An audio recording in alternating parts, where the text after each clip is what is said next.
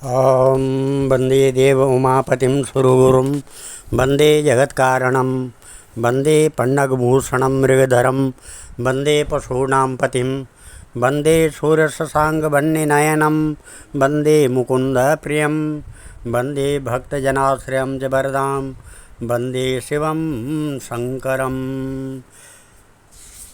भगवान शंकर के चरण कमलों में नतमस्तक होकर के हम ये शिव महापुराण रुद्र संहिता कुमार खंड का चौथा अध्याय शुरू करने जा रहे हैं, जिसमें कामदेव का शंकर जी को मोहित करने में असफल होना ये दिया गया है।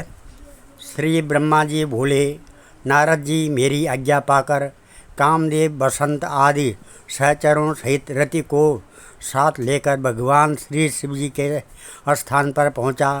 कामदेव की माया से सब जीव मोहित हो गए।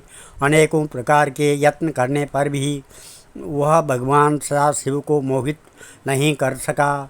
उसका प्रत्येक यत्न व्यर्थ प्रमाणित हुआ और वह दुखी होकर बसंत आदि सहचरों सहित रति को साथ लेकर मेरे पास लौट आया और हाथ जोड़कर कहने लगा, प्रभु मैंने अपने प्रभाव से तीनों लोगों को मोहित कर डाला, मगर श्री शंकर जी पर मैं अपना कोई प्रभाव न डाल सका। उनकी समाधि को भंग करने में असफल रहा। मुझे तो यह डर है कि कहीं भगवान शिव मुझे अपने क्रोध अग्नि से भस्म ही न कर डाले। आप यह कार्य किसी दूसरे को सौंप दीजिए। कामदेव की बात सुनकर मैं दुखी हो गया और मेरे मुख से दुख के कारण तीव्र गति से श्वास निकलने लगी। मेरे इस तीव्र श्वास से बहुत से बलि उत्पन्न होकर मारो मारो काटो काटो का शोर मचाने लगे। वह विचित्र आकृति वाले बुरी तरह से शोर मचा रहे थे और अनेकों वाद्यों को बजा रहे थे। उन भयंकर प्रकृति वाद्यों को आकृति को देखकर अनायास ही भय उत्पन्न होता था। कामदेव ने पूछा, प्रभु यह कौन है? मैंने कहा इनके अंदर मार है और इनका नाम भी मार है। कामदेव ने कहा, प्रभु यह क्या करेंगे और कहाँ रहेंगे? मैंने कहा, यह सदा तुम्हारे साथ रहेंगे, तुम्हारी सहायता करना इनका काम होगा। इनका मुख्य कार्य होगा ज्ञानियों के ज्ञान मार्ग में बाधा डालना। मेरी बात सुनकर कामदेव और रति को संतोष हुआ। मैंने कहा, कामदेव तुम अपने सहचरों के साथ अब की बार इन मारों को भी साथ लेकर भगवान सदाशिव के स्थान पर जाओ और भगवान पर अपना प्रभाव डालो।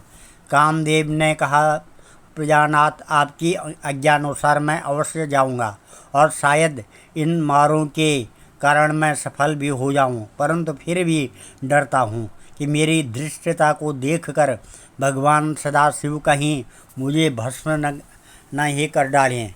इतना कहकर कामदेव बसंत और मारगणों को साथ लेकर दोबारा भगवान सदाशिव के स्थान पर गए और वहां जाकर उसने तथा उनके साथियों से जो कुछ भी भगवान सदाशिव को मोहित करने के लिए हो सका किया, परंतु वह अपने प्रयत्नों में सफल न हो सका।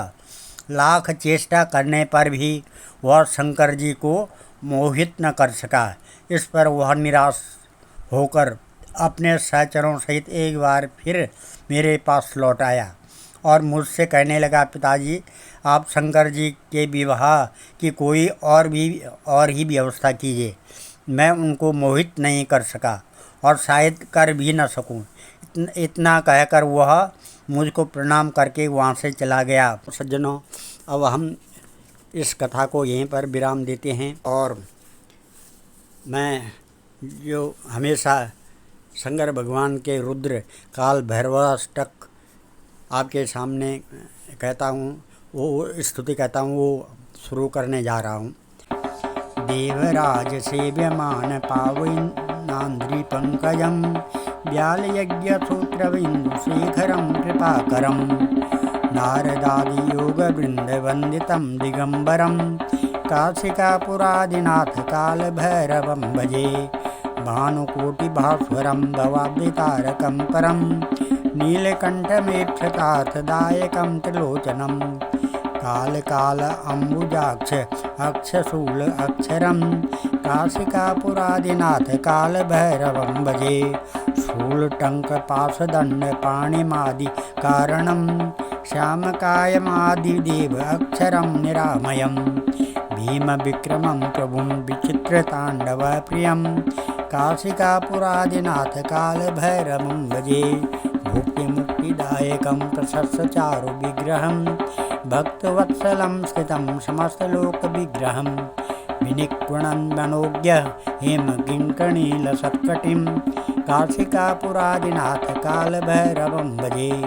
धर्मसेतुपालकं त्वधर्ममार्गनाशकं कर्मपाशमोचकं सुशर्मदायकं विभुं स्वर्णवर्णशेषपाशशोभिताङ्गमण्डलं काशिकापुरादिनाथ कालभैरवं भजे।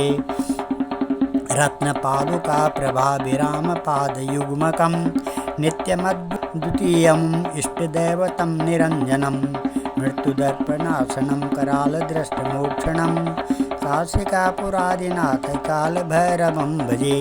अट्टहासभिन्नपद्मजाण्डकोशसन्ततिं दृष्टिपातनष्टपापजाल उग्रशासनम् अष्टसिद्धिदायकं कपालमालिकन्धरं काशिकापुरादिनाथ कालभैरवं भजे। भूतसङ्गनायकं विशालकीर्तिदायकं काशीवासलोकपुण्यपापशोधकं विभुं नीतिमार्गकोविदं पुरातनं जगत्पतिं काशिकापुरादिनाथ कालभैरवं भजे। कालभैरवाष्टकं पठन्ति ये मनोहरं ज्ञानमुक्तिसाधनं विचित्रपुण्यवर्धनं शोकमोहदैत्यलोभकोपतापनाशनं प्रयान्ति कालभैरवान्द्रि सन्निधिं नराध्रुवम्। ओम सर्वे भवन्तु सुखिनः, सर्वे सन्तु निरामया, सर्वे भद्राणि पश्यन्तु, मा कश्चित् दुःखभाग् भवेत्। धन्यवाद।